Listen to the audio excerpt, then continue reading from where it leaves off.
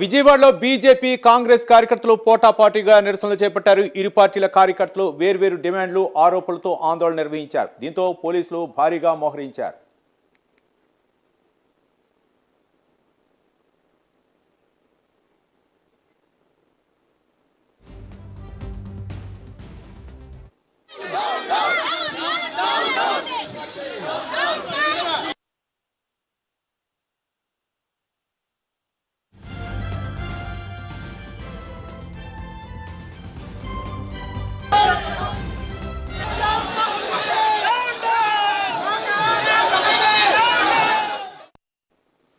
విజయవాడలో బీజేపీ కాంగ్రెస్ కార్యకర్తలు పోటాపోటీగా నిరసనలు చేపట్టారు. ఇరు పార్టీల కార్యకర్తలు వేర్వేరు డిమాండ్లు ఆరోపణలతో ఆందోళన నిర్వహించారు. దీంతో పోలీసులు భారీగా మోహరించారు. ఇదే అంశానికి సంబంధించి మరింత సమాచారం మా కరెస్పాండెంట్ లక్ష్మి లైవ్ ద్వారా అందిస్తారు. లక్ష్మి,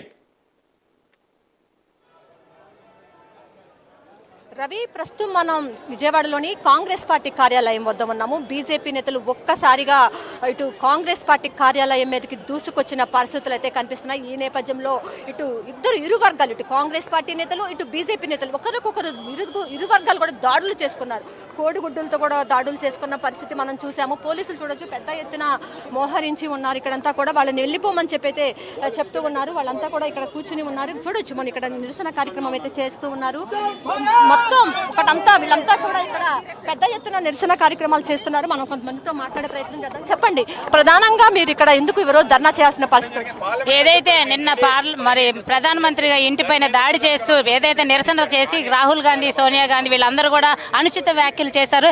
ఏదైతే నీట్ ఎగ్జామ్ సక్రమంగా మళ్ళీ జరగడం జరిగింది, దాన్ని అడ్డు పెట్టుకొని జంజీర్ పిల్లల్ని రెచ్చగొట్టే విధంగా కాంగ్రెస్ చేస్తుంది. జంజీర్ పిల్లల్ని డైవర్ట్ చేసి వాళ్ళు దేశ ద్రోహులుగా మార్చాలని చెప్పి ఈ కాక్రోచ్ పార్టీతో కలిసి కాంగ్రెస్ మనతో మాట్లాడేందుకు ఇక్కడ మాధవ్ గారు కూడా ఉన్నారు. చెప్పండి మాధవ్ గారు, ఈరోజు ధర్నా చేయడానికి ప్రధాన కారణం ఏంటంటారు? అసలు ఎందుకు దూసుకురావడం జరిగింది కాంగ్రెస్ పార్టీ? ఏంటి కాంగ్రెస్ ఏదైతే ఉందో ఈ ప్రజాస్వామ్యాన్ని కురి చేయాలనుకుంటున్నారు. 12 సంవత్సరాల నరేంద్ర మోడీ గారు పరిపాలన చేసిన కంటగింపుగా మారింది. ఈ యొక్క ప్రభుత్వం ఉంటే మా యొక్క నౌకలు చెల్లుతాయని అర్థమైంది. 29 రాష్ట్రాలు, 21 రాష్ట్రాలు ఇవాళ భారతీయ జనతా పార్టీ పరిపాలిస్తుంది. ఇవాళ అశాంతి రేకిచ్చే విధంగా ఒక పెద్ద ప్రయత్నంలో కుట్రలో భాగంగానే ఒక సాకు కోసం వెయిట్ చేశారు. ఇవాళ సాకు దొరికింది. నెట్ యొక్క పేపర్ లీక్. మేము ఎక్కడ దాన్ని డిఫెండ్ చేసుకోవడం, నెట్ పేపర్ లీక్ చాలా పొరపాటు జరిగింది. దాన్ని సరిదిద్దే ప్రయత్నం చేస్తా ఉన్నాం. పరీక్ష నిర్వహించడం జరిగింది. పరీక్ష జరిగిన ఒక్కటంటే ఒక్క సంఘటన జరగలేదు. ఒక్క విద్యార్థి కూడా దాని గురించి తెలియజేయలేదు. అందరికీ కూడా వాళ్ళ యొక్క ర్యాంక్ షీట్స్ వచ్చాయి. అన్ని చోట్ల అడ్మిషన్ జరుగుతున్నాయి, కౌన్సిలింగ్ జరుగుతుంది. ఇటువంటి తరుణంలోనూ పార్లమెంట్ని నీటి కోసం చేస్తావా? ఈరోజు ధర్మేంద్ర ప్రధాన్ రాజీనామా అడుగుతున్నావు, తప్పనిసరిగా అడగండి, మీకు హక్కు ఉంది, దాన్ని మేము అంటలేదు. కానీ దాడి చేయటం, అలాగే హక్కు అడిగే సమయంలో అక్కడ మాట్లాడిన మాటలు, భారత మాత వ్యతిరేకంగా మాట్లాడి, భారత మాత నీకెంతమంది తండ్రులు అని మాట్లాడే ఆ యొక్క శక్తి యొక్క ఆలోచనని అణచాలా వద్దా అని అడుగుతున్నాను. ఇవాళ ఒమల్ ఖాలిద్ లాంటి వ్యక్తి, అఫ్జల్ గురు యొక్క ఉరితీత వ్యతిరేకించిన వ్యక్తి అక్కడికి వచ్చి ఆజాదీ కా సాంగ్ ఏ విధంగా పాడతారు. అలాగే తెరా నామ్ రహేగా అల్లా కా అని చెప్పే పాట ఏదైతే దేశ విభజన కారణమైందో ఆ పాటని ఏ విధంగా పాడతావు? పాకిస్తాన్ సింగర్ పాడిన పాటని అల్లా యొక్క పేరు శాశ్వతంగా దేశంలో ఉండాలి అని కలగంటూ ఉన్న వ్యక్తులు యొక్క ఆలోచనని మీరు వెనకేసుకొస్తున్నారే. ఇవాళ పార్లమెంట్ ని దాడి చేస్తాం, ధ్వంసం చేస్తా ఉన్నారు. పార్లమెంట్ పై నిరసన తెలియజేయడం వేరు, ఇవాళ ధ్వంసం చేస్తా ఉన్నారు. ఇటువంటి యొక్క శక్తుల వెనకాల మీరున్నారు. 375 కన్నా రద్దు చేస్తానని మాట్లాడిన మాటలు ఆ యొక్క వేదిక కనుక ఇవాళ అడుగుతున్న అటువంటి వేదికలు మీరు సపోర్ట్ చేస్తున్నారు. కాంగ్రెస్ పార్టీ, కమ్యూనిస్ట్ పార్టీ తప్పనిసరిగా వీళ్ళందరికీ గట్టి హెచ్చరిక ఇవ్వడం కోసం విద్యార్థులపై దాడిని ఏ విధంగా చూడొచ్చు చెప్పండి. నిజంగానే అక్కడ నీట్ సంబంధించిన ఒక్క విద్యార్థి ఉంటే కూడా నేను వెల్కమ్ చేస్తాను, వాళ్ళతో మాట్లాడతాను. అందరూ అడ్మిషన్స్ కోసం, కౌన్సిలింగ్ కోసం ఉన్నారు. అక్కడికి వెళ్ళిన వారు ఓన్లీ లెఫ్టిస్ట్ యూనియన్ వాళ్ళు, ముఖ్యంగా జేఎన్టీయూ నుంచి వచ్చిన వాళ్ళు తప్ప ఇంకోలేరు. మీరు వెళ్ళండి, ఇవాళ రామ్మోహన్ లోహియా ఉన్న ప్రతి విద్యార్థిని అడగండి, నువ్వేం చదువుతున్నావు అడగండి. అందరూ కూడా నేను ఎంఏ చదువుతున్నాను, పిహెచ్డీ చదువుతున్నా అంటారు. ఇటువంటి ఏదైతే అసాంఘిక కార్యకలాపాలు చేసే ఈ యొక్క జేఎన్టీయూ తుక్కడా గ్యాంగ్ సంబంధించిన వ్యక్తులు ఉంటారో వాళ్ళు చేసే ప్రయత్నం చేశారు. వాళ్ళు అది కూడా దాడి చేయించుకోవడానికి పెప్పర్ స్ప్రే చేశారు. మీ పోలీసు మీద పెప్పర్ స్ప్రే చేస్తే ఏం చేస్తారు? దాడి చేస్తారు కదా. అక్కడేమి పోలీసులు బుల్లెట్లు చేయలే, కేవలం వాటర్ కెనాన్తో వాళ్ళని అడ్డుకోవడం జరిగింది. దాని కారణంగా అస్వస్థతకు గురయ్యారు. వాళ్ళందరికీ చికిత్స చేయడానికి స్వయంగా ఈ దేశం యొక్క ఆరోగ్య శాఖ మంత్రి జేపీ నడ్డా గారు వెళ్ళి వాళ్ళందరికీ శుశ్రూషలు చేశారు.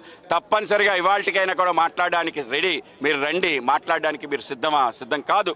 మీరు ఈ దేశంలో అరాచకం కావాలనుకున్న దానిపైన కూడా సిద్ధంగా ఉన్నాం. మీరు అరాచకం చేస్తే తప్పనిసరిగా మీ అందరినీ కూడా పేచమనుస్తాం, మీ అందరినీ తప్పనిసరిగా న్యాయపరంగా మిమ్మల్ని ఎదుర్కొంటాం, మిమ్మల్ని జైల్లో పెడతామని చెప్తున్నాం. పోలీసులపై లాఠీ చార్జ్ కూడా చేశారు, రక్తాలు కారుతున్న విజువల్స్ కూడా మనం చూసాము. దాన్ని ఏ విధంగా సమర్థించుకుంటుంది బీజేపీ? పోలీసులకి చాలా మందికి గాయాలయ్యాయి. పోలీసుల పైన పెప్పర్ స్ప్రే చేశారు. మీరు చూస్తున్నారు, విజువల్స్ కనిపించే.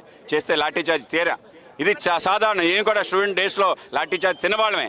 నిరసన చేస్తే వాళ్ళపైన మనం వెళ్తే పోలీసులు ప్రతిదాడి చేస్తారు. ఆ విధంగా ఇది ప్రజాస్వామ్యంలో నా హక్కు, వాళ్ళ హక్కు కూడా ఉంది, మనం రక్షించే విధంగా ఆ విధంగా చేయడం తప్ప పొలవలు చేసి చూపించడం ఏదైతుందో ఇది తగదు అని చెప్పడానికి ఈ యొక్క నిరసన ఇవాళ ఆగదు. తప్పనిసరిగా దేశ ప్రజలకు నిజం తెలియజేస్తాం, నిజం కోసం పోరాటం చేస్తాం. ఇప్పుడు ఒకరినొకరు కొట్టుకునే పరిస్థితి ఎందుకు వచ్చింది? అటువంటి దాడికి, ఎటువంటి బౌద్ధిక దాడులు ఎటువంటిగా మేము క్షమించాం. తప్పనిసరిగా శాంతియుత మార్గంలో పోరాటం చేస్తాం. న్యాయపరంగా, చట్టపరంగా వాళ్ళు శిక్షిస్తాం. మొత్తం చూడొచ్చు, ఇక్కడ పెద్ద ఎత్తున బీజేపీ నేతలు అయితే ధర్నా చేస్తున్న పరిస్థితి ఇక్కడ కనిపిస్తా ఉంది. పెద్ద ఎత్తున ఆందోళన చేస్తూ ఉన్నారు.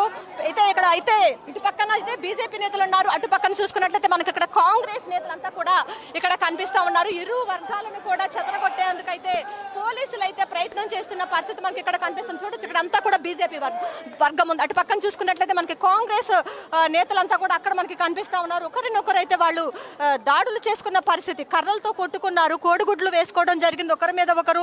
మొత్తం ఇక్కడ అంతా కూడా పోలీసులు ఒక ఇంత అదుపు చేశారు. ప్రస్తుతం అయితే ఇటు పక్కన బారికేడ్స్ పెట్టి ఇటు ఇక్కడ ఉన్నటువంటి కాంగ్రెస్ నేతలు ఎవరిని కూడా అటు బీజేపీ ధర్నా చేస్తున్న ప్రాంతానికి అయితే వెళ్ళకోకుండా చేశారు. ప్రస్తుతం అయితే ఇక్కడ బీజేపీ నేతలు ఉన్నారు. చెప్పండి, ఈ రోజు కొంత దాడి కూడా చేశారు మీరు, కర్రలతో బీజేపీ నేతలను కూడా కొట్టిన పరిస్థితి, ఎందుకు ఆ పరిస్థితి వచ్చింది?